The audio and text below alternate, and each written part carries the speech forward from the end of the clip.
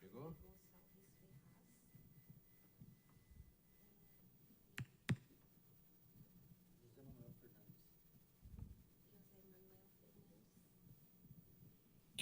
Alô, alô. Alô? Então, aí aumenta. Aumenta lá, aumenta da linha lá. Esse aumento do canal 2 na linha que quer ser lá. Ah, é verdade, cabelo. De urbanismo. De badeirinha. Alô, alô, som, 1, 2. Ok? Ok? Alô? Alô? Beleza, então, tudo ok. Ó, o atendimento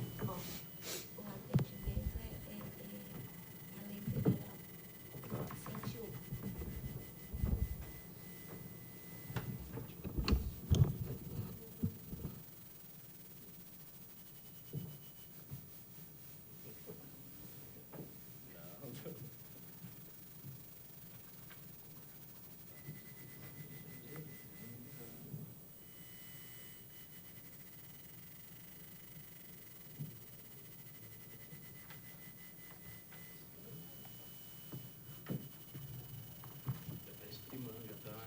Transmitindo já. Se quiser começar, só no mousezinho aqui, cara. Eu não me dou bem com esse mouse. Coisa horrível esse mouse.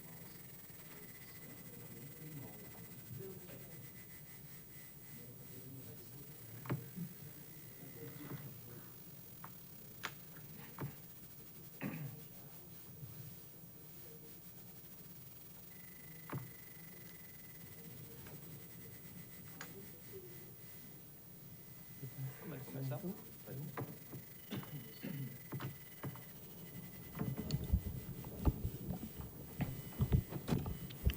Bom dia a todos.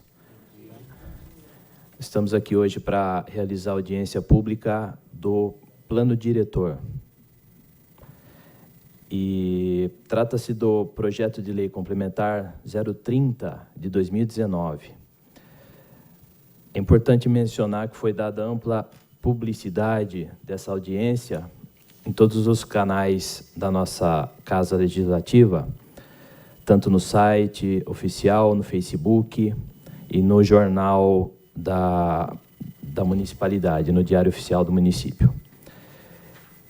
Esse projeto de lei complementar 030 estabelece as normas e restrições para o uso, ocupação e parcelamento do solo e demais providências complementares ao Plano Diretor de Barueri, conforme instituído pela Lei Complementar 150, de 10 de dezembro de 2004.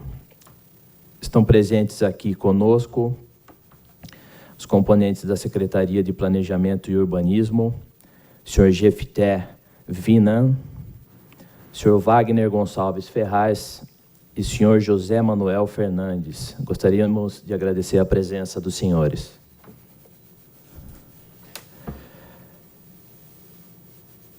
Importante mencionar também que essa questão da audiência pública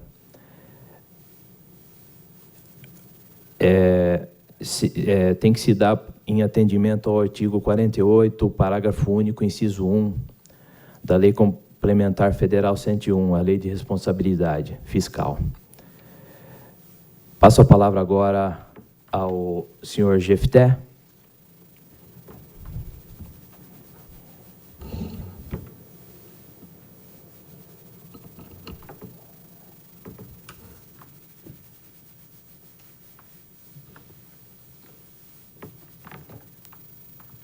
Bom dia. Antes, já foi apresentado, né, pelo doutor. Eu sou arquiteto, né, de formação, trabalho na Secretaria de Planejamento e Urbanismo desde 2002, né, e eu gostaria, antes da gente iniciar a exposição, né, desta matéria, de fazer um breve histórico, da nossa legislação, né? Em 2004 foi aprovada a Lei Complementar número 150, que trata do plano diretor do município. Como consequência, né, dessa lei, fizemos uma primeira alteração da nossa lei de uso e ocupação do solo no ano de 2006. Né? Importante lembrar que, em 2004, o plano diretor já estava adequado, né, à lei federal do Estatuto da Cidade. Né? E em 2006, quando fizemos logo em seguida, essa lei de zoneamento, ela também foi uma lei que já se adequou, né, a essas orientações, né, do Estatuto da Cidade. E a partir daí, a partir desse ponto, né, a gente vem alterando a legislação e adequando, né, a essa nova realidade, essas novas posturas jurídicas, né, que foram pós-Estatuto da Cidade. Né. Em 2013, né, houve uma outra alteração importante, que foi a Lei Complementar número 314. Nessa lei complementar foram instituídos alguns elementos do Estatuto da Cidade e que foram definidos, né, como os empreendimentos de impacto, os polos geradores de tráfego, e como consequência, né, o relatório de impacto de vizinhança, o relatório de impacto de trânsito e a contrapartida, né, como ferramentas para mitigar os impactos desses elementos, né, dos impactos causados por esses empreendimentos, né. Então, ou seja, a Lei Complementar número 314, ela começa a tratar já dessa questão dos impactos que os empreendimentos causam no meio ambiente, no meio urbano, no trânsito, né, e na infraestrutura da cidade. Então, através desse relatório, né, que é definido por lei, ou seja, a lei ela define os casos que necessitam da apresentação desse relatório do RIV, do RIT, e com esses estudos a gente tenta, né, a gente tem um relatório que vai indicar os impactos, né, que esse empreendimento vai causar no município, seja na infraestrutura urbana, seja no meio ambiente, seja no trânsito. Tá? E, a partir daí, nesse próprio estudo, são propostas ações mitigadoras, né, para absorver esses impactos.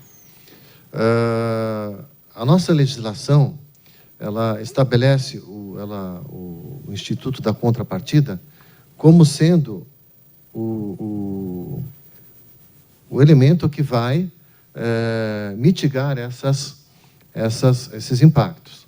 Tá? Essa contrapartida sempre está limitada a 5% do valor do empreendimento. Tá? Então, sempre que houver um empreendimento considerado de impacto, volto a dizer, definido por lei, a lei define quais são os empreendimentos que são de impacto, considerados de impacto, é feito o relatório vai apontar as mitigações, e essas mitigações, essas ações necessárias, que a gente chama de mitigações, né, elas vão constituir o todo da contrapartida. Tá? Essas ações vão ser implementadas pelo empreendedor e não poderão ultrapassar o valor de 5% do total do empreendimento. Tá? Posteriormente a isso, foi feita a Lei 415, né? Que, na realidade, é uma lei que tenta, que ela vai fazer a fusão, né? Ela vai unir, né? Ela vai consolidar a legislação anterior com a 314. Ela faz essa consolidação, né? E a nossa proposta agora, né, são algumas, na realidade, nós não vamos fazer uma lei nova, né, mas, na realidade, são algumas poucas alterações em relação a 415, que é a lei que está em vigor atualmente, né? É mais questão de zoneamento, do mapa, tal, que o Wagner, né, o nosso colega Wagner Ferraz, poderá explicar com mais propriedade para vocês. Eu gostaria de saber se tem alguma pergunta já, nesse instante, do que foi exposto, do que foi colocado, né? Então, só para lembrar que não estamos mexendo no plano diretor, tá? O plano diretor continua sendo a lei complementar número 150. Na realidade, essa é uma lei de uso e ocupação do solo e de parcelamento do solo, tá? Então, ela não vai tratar questões do plano diretor. Muito pelo contrário, ela é vamos dizer assim, ela é um complemento ao plano diretor, ou seja, ela é uma continuidade e ela está de pleno em consonância com as diretrizes do plano diretor, tá? Bem, eu queria passar a palavra para o Wagner agora, para ele, na questão geográfica, falar das principais mudanças que objeto desse projeto de lei. Boa noite a todos. Boa noite, bom dia a todos. Como falado, me chamo Wagner, tá? Trabalho na Secretaria de Planejamento Urbano. Eu tive a oportunidade de participar junto com o secretário de Planejamento na alteração, né, da geográfica da estrutura, né, do zoneamento do município. Na realidade é o seguinte, quando a gente fala em plano diretor, tá, que foi criado lá em 2004, foi criado naquela época vários mecanismos, vários tipos de zoneamentos, várias estruturas, né, propriamente dita dentro do plano.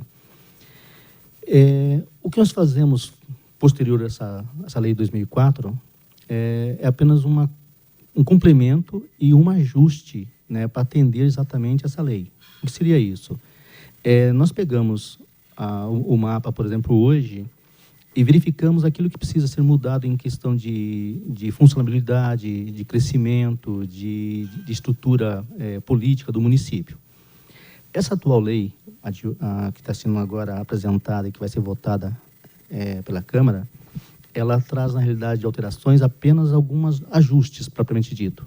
O que acontece? Anterior à lei de 415, a administração anterior entendia que alguns zoneamentos eram muito parecidos, por exemplo, SRA e SRR. O que seriam isso? Seriam o setor residencial de alta densidade e o setor residencial de uso restrito, que para as legislações anteriores era assim diferenciado em que quesito? Eles julgavam que a SRR tinha uma forma de crescimento diferenciada da SRA. E aí não era permitido, por exemplo, o parcelamento do solo em lotes menores do que 10 por 250. Isso era o entendimento anterior. Na gestão passada, o secretário de Planejamento entendia que não, que eram iguais, e aí o que ele fez? Ele transformou alguns setores residenciais, que eram SRA, em SRR, mas manteve a característica da SRA. Perfeito, até aí não há problema nenhum, foi feita uma lei naquela época, ajustando as situações. Quando retornou a atual gestão, voltou-se a entender que a SRR tinha essa característica especial e transformou a SRR novamente com a impossibilidade de se fazer parcelamento do solo com lotes inferiores a 10 por 250, exceto que se fosse apresentado concomitantemente o projeto de construção, regularização ou outra coisa desse sentido. Só que, por uma falha minha, tá, eu assumo esse compromisso, tá, eu esqueci de avisar para a atual gestão que haviam sido alteradas zonas residenciais SRA para SRR. E nós não voltamos isso. Qual que são esses casos? Maria Helena, Vila do Conde, Aldeia, Malavária, ou seja, todas essas regiões que eram antiga SRA, que no entendimento da gestão passada poderia ser o SRR porque não alterava em nada, tá? Mas quando voltou para essa gestão, não se permite mais o parcelamento. Então, algumas pessoas nessas regiões ficaram prejudicadas porque já tinham esse direito que foi mantida, entre aspas, porque alterou-se o zoneamento, mas não se alterou aí o uso, né? E quando voltou a ser SRR com as condições primárias do SRR, acabou sendo um pouquinho sendo prejudicadas. Então, nossa intenção, uma das nossas intenções nessa lei atual é corrigir isso. Então, o que nós fizemos, alteramos apenas a sigla. Onde se lia SRR dentro da aldeia, voltou a ser aquilo que nós tínhamos antes, uma SRA, permitindo-se, então, que se possa parcelar o solo sem que haja necessidade de apresentação concomitante das construções. Então, essa foi uma alteração. A outra alteração que nós fizemos também para corrigir, na Estrada dos Altos, a Prefeitura construiu alguns complexos de escolares e educação e mais aquele conjunto habitacional. O complexo educacional estava dentro de uma SUP, setor de uso predominantemente industrial. Então, o que nós fizemos nesta lei atual é tirar essas construções de dentro da SUP e transformamos um trecho, onde estão hoje implantada, em setor residencial de alta densidade, ou seja, um setor habitacional comum, para que possa permitir a permanência dessas estruturas municipais no local. Então, é apenas uma correção de localização. Elas foram construídas em terrenos do município, mas dentro de zonas não permitidas, por assim dizer. E nós estamos, nesta legislação, nessa nova lei, fazendo essa correção, voltando colocando, né, na realidade, essa estrutura educacional no local que deveria ser. Ao lado dela, como eu te falei, foi criado aquele conjunto habitacional dos Altos, tá? Que, na gestão passada, tinha sido colocado no setor de uso diferenciado. Nós temos por hábito colocarmos os conjuntos habitacionais nos setores SCH, que significa o quê? Setor de conjunto habitacional. Então, o que nós fizemos? Apenas alteramos as siglas. Mantivemos o perímetro, mantivemos a área do local e apenas acrescentamos, substituímos a sigla anterior pela sigla SCH para realmente manter aquele padrão dentro do município para setores de conjunto habitacionais. Então, assim sendo, também não houve nenhuma alteração significativa, exceto na sigla. Bem de frente a esse setor, existe um outro setor, tá, que era um setor de uso diversificado.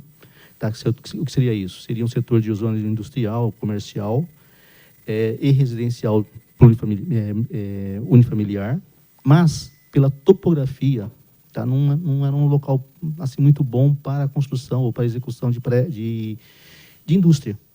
Tá? E aí, em consonância com a necessidade de crescimento do município, né, nós agregamos parte dela, parte da estrutura que hoje está desocupada, né, desse local que está desocupado, nós agregamos, né, ao setor SRA, que é o setor também residencial, propiciando aí o quê? O comércio, o residencial plurifamiliar, para poder estar em consonância já com o conjunto habitacional de frente, e assim por diante.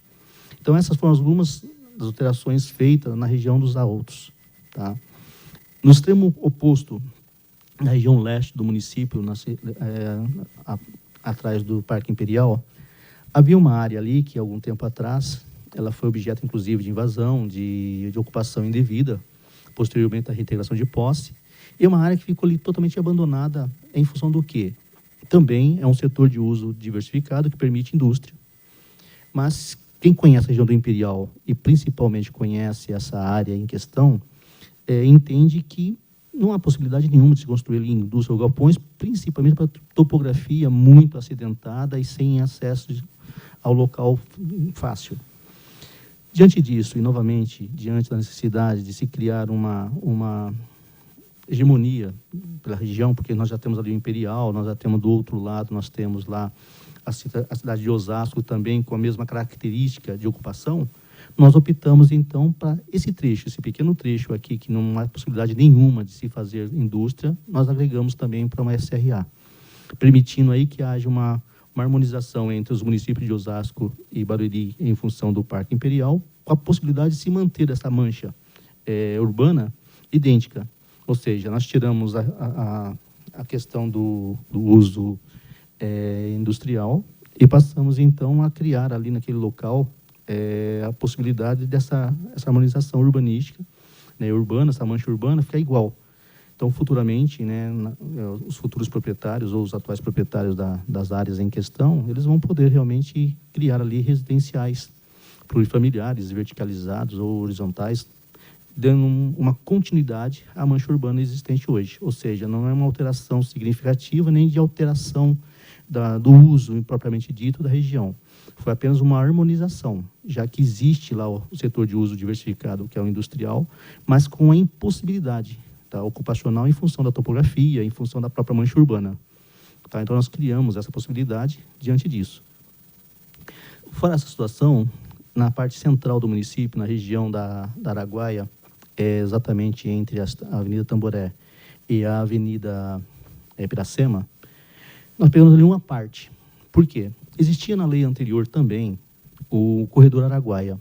O Corredor Araguaia, ele permitia, no seu texto, que ocorresse verticalizações verticais, verticalização habitacional, em todos os lotes com frente para a Araguaia, desde a Rio Negro até o Rodoanel. Entendeu-se nessa nova gestão que esse tipo de proposta, né, não era assim tão interessante. Por quê? Porque extravasava aí muito as necessidades do município. Nessa atual lei que está sendo proposta aqui, o que nós fizemos? Após muita discussão, entendemos que realmente o Corredor Araguaia ele precisa existir de alguma forma para poder dinamizar um pouco mais o município, né, para poder propiciar aí um crescimento ordenado. E o que nós fizemos então? Nós pegamos um trecho entre a Avenida Tamboré e a Avenida Piracema, tirando aí do antigo Corredor Araguaia a Piracema até o Rodoanel. Por quê? Porque é uma área totalmente industrializada, é uma SUP, é uma área que tem restrições conveniais, ou seja, existe entre o município e a sociedade local uma restrição que não haveria um choque aí de interesses entre as partes. Então, nós optamos por quê? Pegar apenas o trecho que não possui convênio, nem com a área, que é a Alphaville, nem com a Societe, que é a Tamboré. Pegamos apenas um trecho intermediário, que é a Jubran, que é exatamente entre a Tamboré e a Piracema, e criamos um setor, não mais assim um setor assim, olha, todos os lotes voltados para a avenida. Nós definimos um perímetro. Que perímetro seria esse? O perímetro hoje é ocupado porque ele se transformou, ou vai se transformar, caso seja aprovado, em um setor comercial e empresarial. Ele mantém as características do empresarial que existe lá hoje, né, que são os diversos atacadões, Walmart, empresarial, a própria Sodimac e assim por diante. Então, mantém as características empresariais, mas dá a possibilidade para aqueles imóveis que estão ainda sendo ocupados hoje por estacionamentos ou vazios, né, que eles possam criar novas possibilidades de desenvolvimentos, podendo construir ali residências plurifamiliares, né, novos comércios ou coisa parecida. Mas também mantendo a questão empresarial. De repente, se quiser vir para ali uma outra atacadista, vir ali para qualquer outra empresa, qualquer outro empreendimento, é possível sim. Ou seja, a gente apenas mudou o uso, entre aspas, para poder propiciar algumas situações, mas mantivemos, tecnicamente falando, tudo aquilo que hoje existe lá. Lá existe hoje o Atacadão, existe o Giga, existe lá a Sodimac, existe lá a Hyundai e assim por diante. Então, ou seja, essas empresas continuam permanecendo no local porque é permitido, porque elas são empresas, setor empresarial, mas com uma possibilidade de dinamizar aquela parte que está hoje totalmente desocupada ou sem uso, né, para que possa propiciar essa questão do residencial plurifamiliar. Tá? Fora essa questão de alteração nessas regiões, a outra alteração que nós fizemos, e quando eu digo alteração, é que a gente realmente mexeu em alguma coisa. Foi na região oposta, aqui na região do Belval, tá, na divisa com o município de Jandira, existia uma área muito antiga que pertencia ao antigo INSS, tá, que fica ali depois daquelas áreas da família Mintas, né. O que acontece? Essa região, já faz algum tempo, ela começou a adquirir uma característica mais verticalizada. Nós temos ali na Estrada das Nações, onde a antiga Bloquete, nós temos uma estrutura grande ali de vários prédios. Aí quando você entra na Estrada das Nações, que vocês entram na Estrada, na Henrique Oswaldo Batista, nós temos outro empreendimento de mais 7, 8 prédios grandes também no local. Então, ela começou a adquirir para aquela região uma estrutura de verticalização mesmo.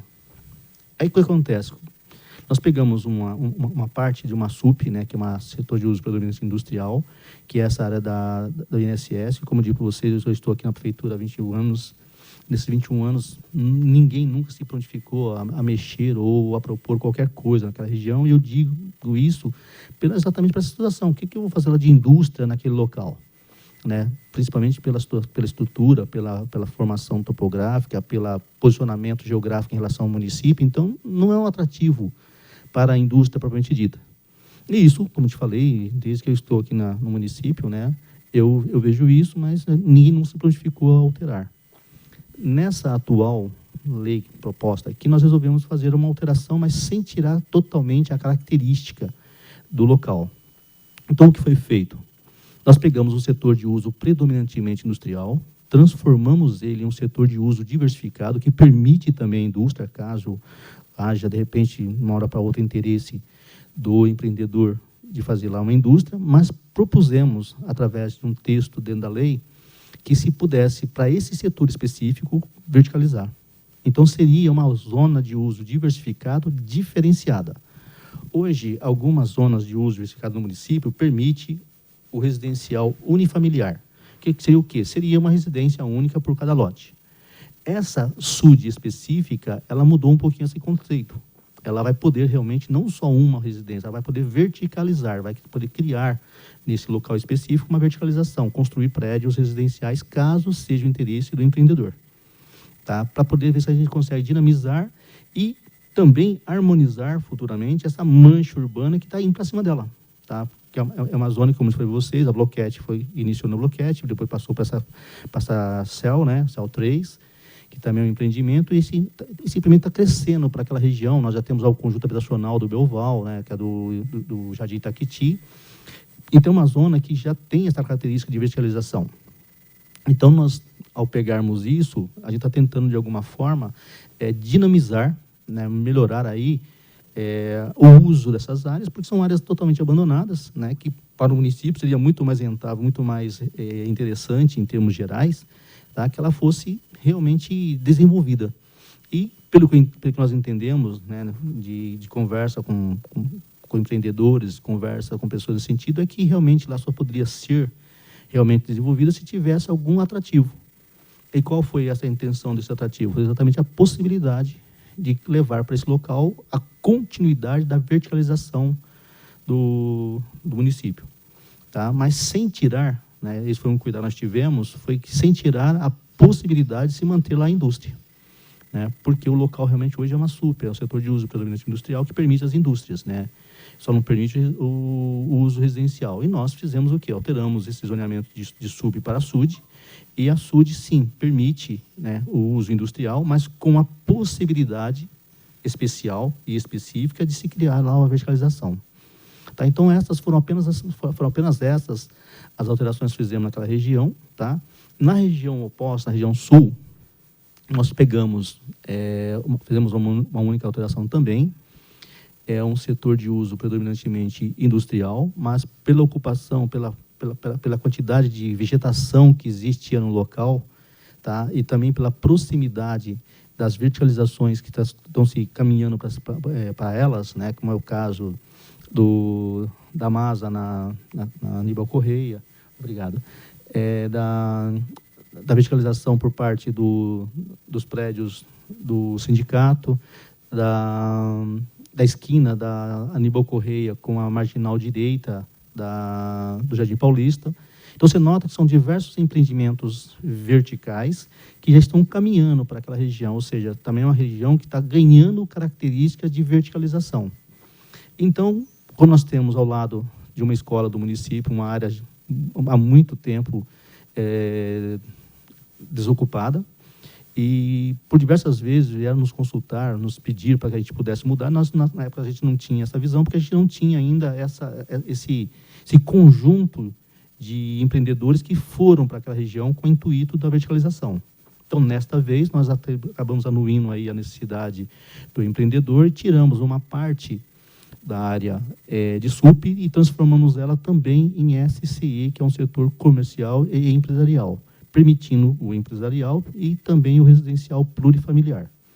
Tá? é uma região realmente adensada por matas, então qualquer empreendedor ali vai ter que preservar ali uma boa parte da área como reserva florestal, então isso mantém o município dentro de uma ocupação bastante adequada e organizada, tá? Então, basicamente, foram só essas alterações que nós fizemos. Essa foi a última em termos de localização, tá? Como foi você, sertão nordeste aqui, a sertão dos Altos, a questão leste, né, centro, Araguaia e Belval, Parque Imperial.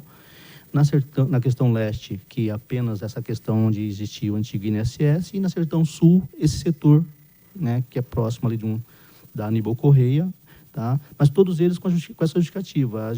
Nós estamos tendo no município uma certa necessidade de crescimento, que a gente, hoje, várias áreas do município, hoje, deixou de ser interessante para o empreendedor, como atrativo, né, para o empreendedor de alguma forma. Então, nós estamos tentando, de alguma forma, propiciar isso, mas de forma adequada. O que seria isso, como foi você no início? É que a gente está tentando manter a mancha urbana, sem alteração dela, ou seja, a gente não está tirando, por exemplo, um setor totalmente industrial, por exemplo, transformando ele totalmente em residencial. Isso aí nós estamos fazendo. Por isso que no caso do INSS, nós propusemos a SUD, né, que manteria a característica do empreendimento da região como zona industrial, caso haja interesse dos empreendedores, mas propiciamos, né, a criação da verticalização em função da própria mancha que está caminhando para cima deles, né? Como eu já falei para vocês, nações, a questão do conjunto habitacional da prefeitura, a questão da CEL 3 e assim por diante. Então, você nota que já é uma tendência da região receber esse tipo de empreendimento de verticalização. Então, em nenhum momento, né, nós criamos coisas inadequadas ou afetamos de alguma forma aquilo que foi proposto lá em 2004 pelo plano diretor, quando criou o zoneamento, quando criou aí as zonas específicas, né? Então, nós estamos hoje apenas consolidando algumas solicitações, algumas situações que já existiam, né, nessa lei de 2004, né? E hoje a gente já está gradativamente, ano a ano, ou cada período, ou cada momento que a gente cria aí uma lei nova, né? A gente está criando essa possibilidade de se desenvolver o município dessa forma, tá? Então, se vocês tiverem qualquer dúvida, qualquer coisa, estou disposto aqui para explanar para vocês.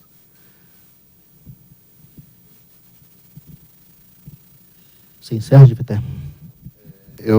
Só para complementar, eu esqueci de falar um detalhe importante.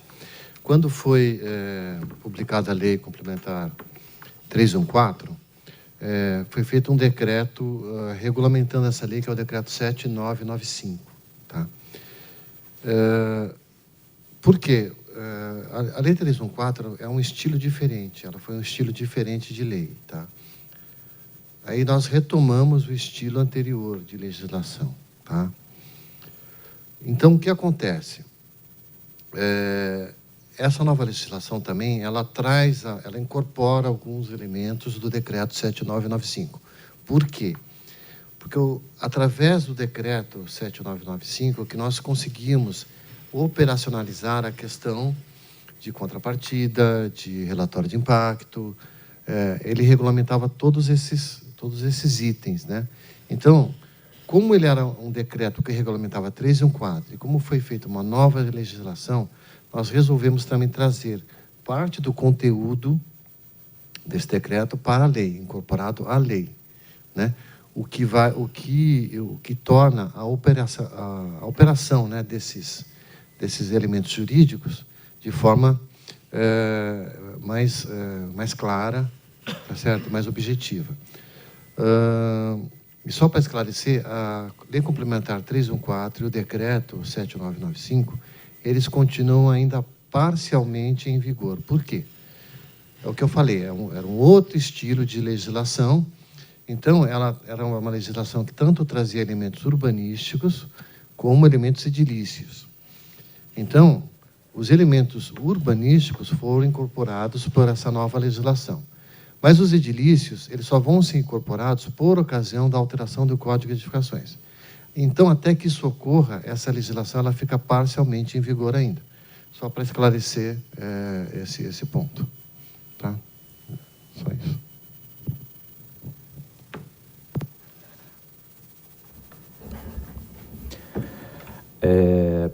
Diante dessa, acreditamos que a explanação foi muito elucidativa, que é um assunto complexo, né? Mas mesmo sendo um assunto complexo, a explanação acerca das mudanças dessas providências complementares ao plano diretor, acreditamos que foi bem tranquilo, ficou claro algumas dessas mudanças.